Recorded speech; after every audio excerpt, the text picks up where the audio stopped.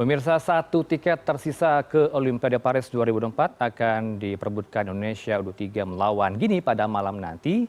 Kedua tim akan bertanding di Clairefontaine, Prancis pada pukul 8 malam waktu Indonesia Barat nanti. Untuk membahas bagaimana kemudian perkiraan line up dan juga prediksi formasi serta strategi apa saja yang akan diterapkan untuk menaklukkan Gini. Kita langsung bahas bersama kami di studio ada Bung Rosi Finza, pengamat sepak bola. Selamat malam. Selamat Bung Rosi, malam. menapaknya sudah mulai malam nih. 2 jam lagi kita akan nantikan pertandingan hidup dan mati begitu ya. Apakah bisa lolos ke Olimpiade Paris 2024 atau tidak begitu ya. Nah, kalau untuk berbicara soal tanpa bongkar pemain, nampaknya begitu ya prediksinya. Kalau Anda melihatnya line up-nya seperti apa hingga hari ini? Kalau saya melihat ini kan yang dibutuhkan adalah result. Cuman satu pertandingan dan itu bisa memengaruhi semuanya gitu ya, tiket lolos ke Olimpiade. Jadi menurut saya familiaritas antar pemain itu penting. Jadi karena familiaritas tersebut saya pikir tidak akan banyak perombakan karena biar yang main adalah satu pemain dengan yang lain yang sudah memahami gitu. Persoalannya kemudian kita tahu bahwa ada satu pemain yang tidak bisa tampil, Kapten Rizky Ridho karena kartu merah gitu. Dan itu menurut saya itu yang kemudian bisa membuat pengaruh bagi formasinya timnas U23 malam ini. Ya kita lihat ya begitu ya, line up-nya seperti ini ya. Okay. Nah, kalau kita lihat formasinya seperti ini, kemarin pelatih Sintayong sudah memanggil Dewangga ya dan dia langsung bergabung ke Paris dan saya melihat kemungkinan kenapa kemudian dia memanggil Dewangga karena kita tahu tipikalnya Rizky Ridho ketika bermain sebagai center back itu dia sebagai ball carrier bisa, jadi mendribble bola ke tengah bisa, sebagai ball playing juga bisa, yaitu mengoper gitu. Nah, melihat permainan Dewangga, kalau misalkan lihat di Liga 1, dia punya ciri yang sama gitu. Jadi saya pikir ini adalah sebuah keputusan yang tepat, karena kita tahu setiap pemain di lapangan punya fungsinya gitu. Nah, siapa yang bisa menggantikan fungsi dari Rizky Ridho ini ya kemungkinan Dewangga ini. Meskipun habis cedera begitu ya? Iya, betul. Meskipun habis cedera, cuman kan kita tahu bahwa tidak banyak waktu untuk bisa menemukan pemain yang bisa menjalankan fungsi yang sama. Jadi yang sudah jadi yang tipikalnya mirip kita panggil saja. Berikutnya kita lihat di line up berikut ini ada nama Komang di lini belakang. Betul, ada Komang Putra, ada Ferrari. Kemungkinan kalau menurut saya ada perubahan antara posisi Dewangga dan Ferrari ya. Kemungkinan Dewangga akan lebih mengcover area sentral seperti yang dilakukan oleh Rizky Ridho. Karena biasanya kalau di kiri itu kan Justin Hubner gitu. Justin Hubner tidak dilepas gitu ya. Tersayangnya seperti itu dan saya pikir mungkin yang akan ke tengah itu justru Dewangga gitu. Oke, tidak ada perubahan berarti bisa diatur gitu ya dari lini belakang di bagian kanan dan kiri begitu ya. Oke, kalau kemudian kalau berbicara soal kemarin mereka sudah menghadapi negara Asia Barat, Asia Timur, sudah recovery tentunya. Anda melihatnya kebugaran mereka sejauh ini seperti apa? Kalau kebugaran saya pikir mungkin yang sedikit memberatkan adalah perpindahan dari Qatar yang kita tahu panas terus kemudian ke Eropa gitu ya. Ini bukanlah beberapa bulan yang mudah menurut saya untuk para pemain ini karena mereka juga bermain di timnas senior, kemudian bermain lagi di U23 dan sekarang ada berbagai perubahan tempat gitu. Jadi mungkin sejauh ini itu yang memberatkan tapi saya yakin jeda antara perebutan tempat keempat sampai pertandingan hari ini sudah cukup untuk recovery. Baik, tanpa perombakannya banyak kemudian bagaimana kemudian strategi permainan nantinya? Apakah tetap ofensif kah? Iya, kalau menurut saya melihat bagaimana Sintayong sudah menangani timnas Indonesia di senior kemudian di level junior seperti sekarang, saya pikir satu yang bisa digarisbawahi adalah Sintayong cukup adaptif. Itu. Jadi bukan kalau misalkan kita bisa memungkinkan untuk main ofensif, dia akan melakukan itu. Tapi sekarang ketika kita butuh result, ada kemudian saya tidak akan kaget kalau misalkan Sintayong main sedikit reaktif. Jadi dalam artian mereka menunggu Gini melakukan serangan, terus kemudian mencari celah untuk melakukan serangan balik. Tadi kalau tidak salah sudah disebutkan bahwa di sesi latihan mereka porsinya banyak main rondo. Main rondo itu kan operan-operan pendek cepat gitu ya.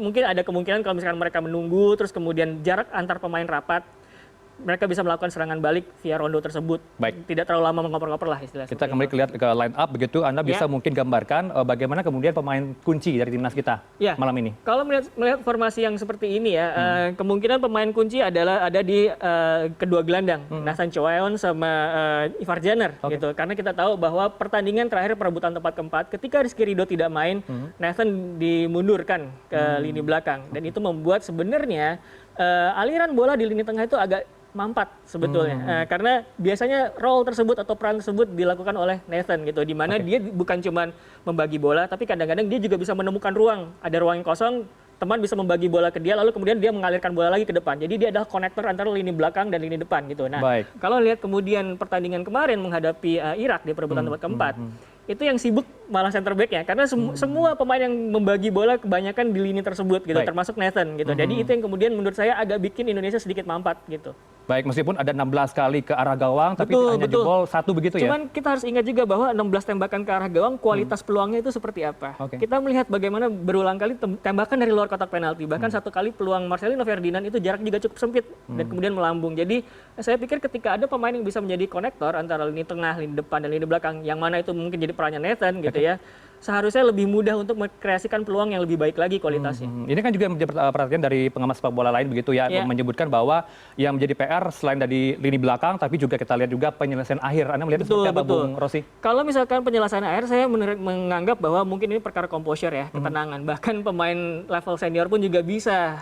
Kita tahu di level internasional, di level Eropa, composure seperti itu juga bisa hilang. Cuman mungkin yang bisa dilakukan oleh tim pelatih adalah pemain-pemain muda ini kita ngelihat mereka cukup pede. Mereka sudah mengalahkan tim-tim terbesar Asia, termasuk Korea juga, gitu. Dan saya pikir PD-nya mereka lagi meningkat.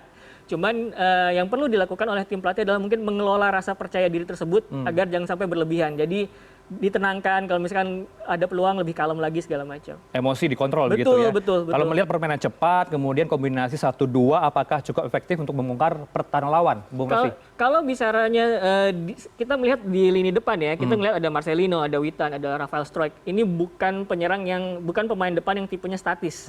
Ketiganya ini dinamis. Bahkan Rafael Struijk di lawan Irak, kita ngelihat dia turun sampai second line. Kemudian Witan naik dan Marcelino ikut naik juga. Jadi perputaran posisi mereka ini bisa menjadi andalan kalau misalkan sampai ke lini depan. Jadi saya pikir benar bahwa operan 1-2 pendek itu bisa menjadi andalan untuk menyerang Gini.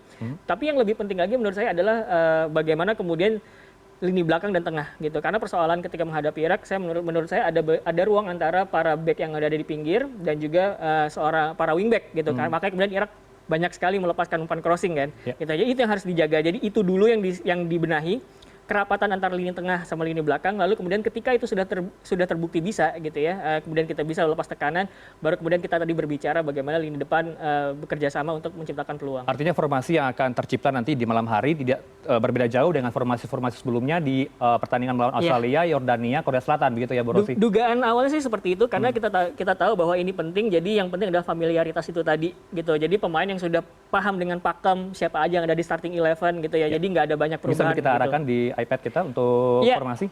Mungkin kita melihat kalau misalkan formasi ini kita lihat mungkin ini ada Dewangga di sini ya. Tapi saya pikir posisinya akan ke pinggir, sementara Ferrari mungkin akan saya geser ke tengah karena saya pikir nanti antara dua pemain ini salah satunya harus bisa mengcover kelebaran gitu ya. Dan kalau melihat bagaimana Dewangga, saya lebih prefer dia untuk cover di area sentral gitu. Oke, artinya Sinteyong sudah mengarahkan hal itu ya? Iya, harusnya seperti itu. Ada perpindahan dari lini belakang ke kanan ke kiri begitu ya? Betul. Oke, kemudian kalau di lini tengah bisa Anda mungkin geser atau apa yang menjadi perubahan nanti di malam hari? Kalau melihat lini tengah, saya pikir tidak akan ada perubahan ya. Ini ada core-nya udah pasti itu Nathan dan Ivar di lini tengah, tapi kemungkinan Arhan sama Ria Fahmi juga tidak akan banyak berubah.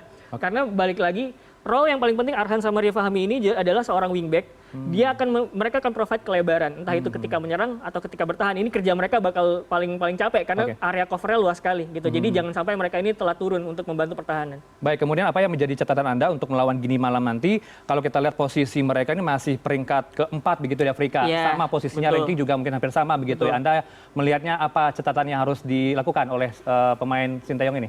Saya pikir catatan yang harus saya berikan adalah mungkin menjaga kerapatan ya. Karena kita melihat bagaimana pemain-pemain yang dimiliki oleh Gini, mereka main dengan 4-3-3 ya, flat 4-3-3, dan biasanya itu pemain yang bisa bermain di berbagai macam posisi. Alex Moriba, kemudian ada Kamara juga, ada Momo Cisse yang bisa masuk dari bench segala macam. Dinamisme itu yang jadi kuncinya mereka. Jadi menghadapi tim yang dinamis seperti itu menurut saya kerapatan antar lini itu penting. Gitu. Bagaimana kemudian prediksi skor nanti yang Anda harapkan? Kalau harapannya pasti menang ya. Kita menang lalu kemudian lolos. Saya tidak mengharapkan skor besar. Kalau misalkan lolos mungkin 1-0 atau 2-1 bisa. Baik, ini kan juga diisukan Elkan Bagot akan bermain tapi tidak bisa karena terhalang izin begitu ya? Izin Ipswich, betul. Bisa Anda gambarkan? Ipswich Town baru saja promosi ke Premier League akhir pekan kemarin kalau tidak salah. Dan menurut saya mungkin ketika tim sedang berada di tengah musim dan mereka tidak fokus untuk menerima panggilan, ada kemungkinan dia memang tidak dilepas.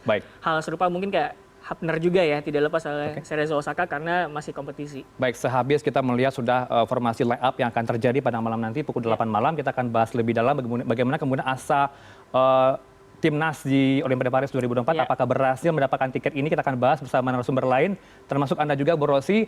Jangan kemana-mana pemirsa, usai jeda kami akan bergabung dengan narasumber lain. Ada Diego Basro selaku jurnalis olahraga kami. Tetap bersama kami di CNN Indonesia Newsroom.